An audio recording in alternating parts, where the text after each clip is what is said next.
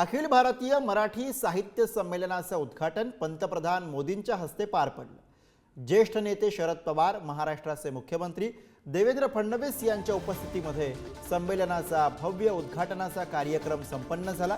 शरद पवार हे साहित्य संमेलनाचे स्वागताध्यक्ष आहेत, तर साहित्य संमेलनामधील शरद पवार आणि मोदींमधील बोलक्या दृश्यांनी सगळ्यांचं लक्ष वेधलं। पंतप्रधान नरेंद्र मोदींनी शरद पवारांना बसण्यासाठी खुर्ची दिली, तर मोदींनी शरद पवारांना पिण्यासाठी पाणीही दिलं। याची सध्या सर्वत्र चर्चा होतीये।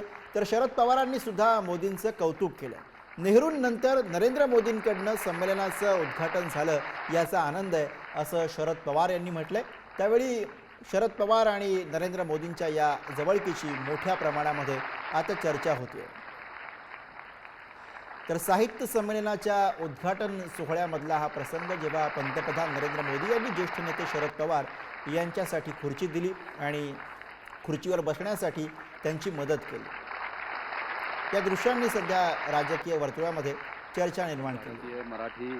तर त्यानंतर जेव्हा दोन्ही नेते आसनस्थ झाले, तेव्हा पंतप्रधान नरेंद्र मोदी यांनी शरद पवार यांच्यासाठी ग्लासामध्ये पाणी सुद्धा होतं।